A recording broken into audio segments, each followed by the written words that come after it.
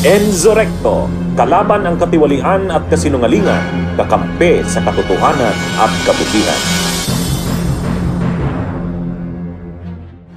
Ibig sabihin po noon, meron sila nakalap na ebidensya, whether documentary or testimonial evidence, na nagdawit sa kanila dito po sa crimes against humanity. So nadawit sila. So because of that, as part of the due process, sila ay iniimpormahan na kayo ay dawit dito, no? Parang ano yan kumbaga pinagpa-file ka ng counter affidavit mo, parang ganon, para ma-clear mo yung sarili mo. Otherwise, pagka hindi ka nag-cooperate dyan, ma-elevate yung status mo to a suspect kasi hindi mo dinispute yung ebidensyang nakalap dun sa kanilang investigation. Can they also turn into witnesses against former officials na mas mataas sa kanila? Kunwari katulad ni President Duterte? Pwede po yun. Kaya it is up to them whether they will cooperate or not. No? So yun yung kanilang way to exonerate themselves from this case. Yun po.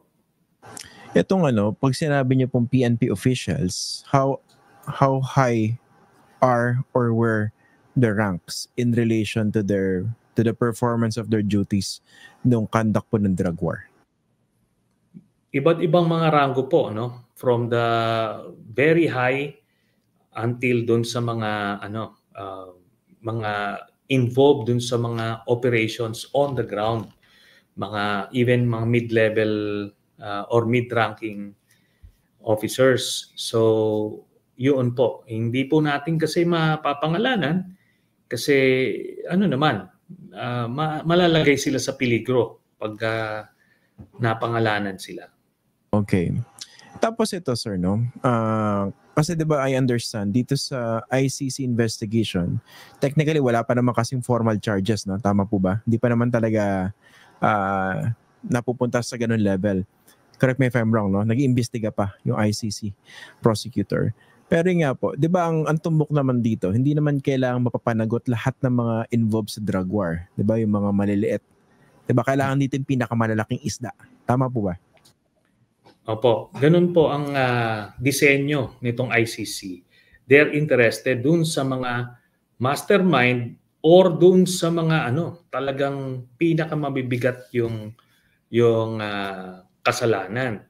Hindi ko mo ikaw ay sarhento, pero yung role mo naman ay napaka-strategic or integral dun sa buong operation, pwede ka pa rin madawit doon.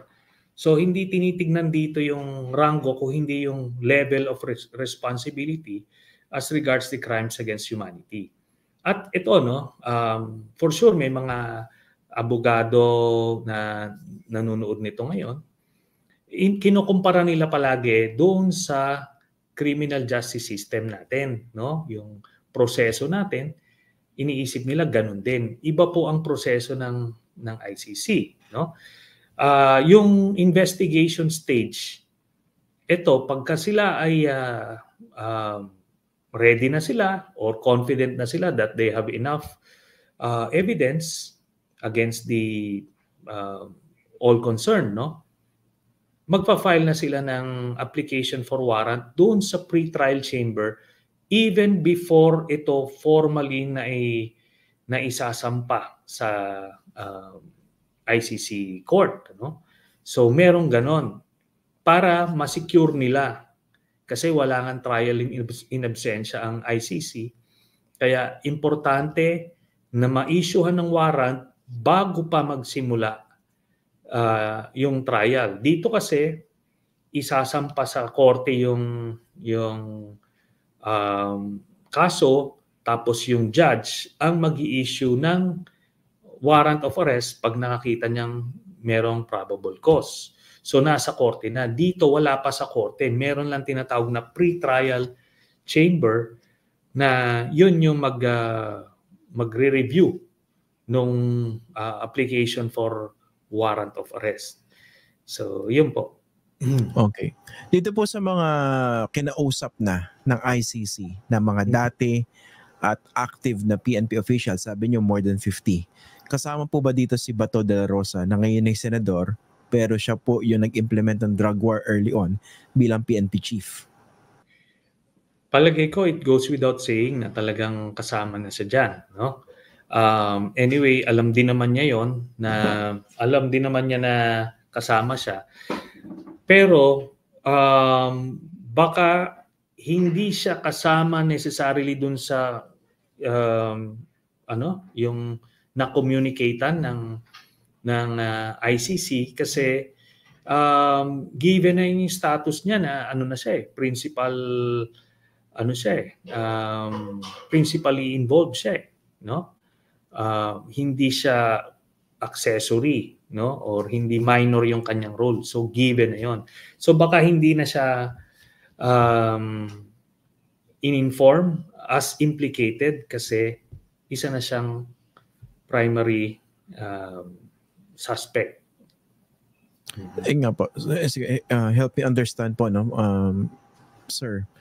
So hindi na kinausap si Bato de la Rosa dahil malaki yung involvement niya doon sa pagpapatupad ng drug war. So yung mga kinausap, ibig sabihin pwede pa itong gawing witnesses, ganun? Pwede pa makakuha ng additional information from them that could help build the case against the principals. Ganun po ba yan?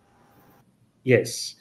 Ngayon, in fact, ang sinasabi ko lang, iba yung proseso sa kanila. Iba yung mga minor players, ika nga. Pero even Senator Bato, palagay ko, kaya pa rin niya ma-exonerate yung sarili niya kung talagang mako-convince niya yung korte na lang siya, inutusan siya at hindi naman siya talagang yung instrumento dun sa pagpatay, no? I'm not saying that will be bought, but theoretically pwede pa rin siyang maging witness against Duterte. But it's up to him, no? Pwede naman niyang isugal na lang. Isapalaran na lang, kumaga sama-sama na sila nila Digong kung saan man sila dadalhin ng kanilang landas. So again, theoretically pwede pa rin, no? At saka po officially, no, wala pa naman talagang formally accused dito sa iniimbestigahan ng ICC, di ba? Wala pang formally accused. Tama po ba?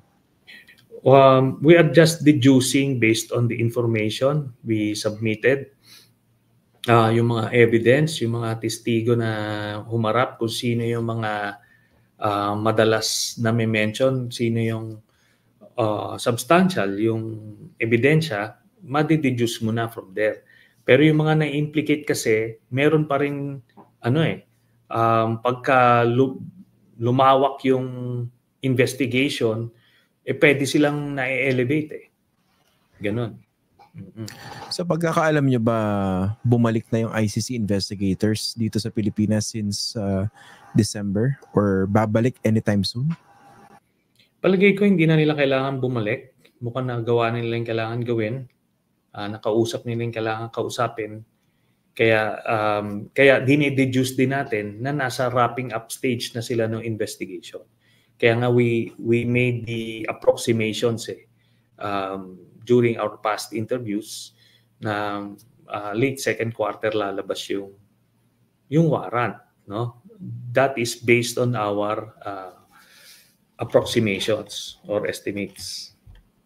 Okay. Speaking of the possible issuance of an arrest warrant by the ICC against former President Rodrigo Duterte and the other principals, binanggit po in the not so distant past, medyo ilang linggo lang po ito nakalipas, na binanggit ni President Marcos na kung sakali magpalabas ng arrest warrant ng ICC ay hindi po niya isusuko si dating Pangulong Rodrigo Duterte. I mean, what do you make of that statement coming from the President? Okay. Ang masasabi ko dyan, si President Marcos will say what he needs to say, but he will do what he needs to do. Bunyog! Halikan na kasama ka, Bunyog.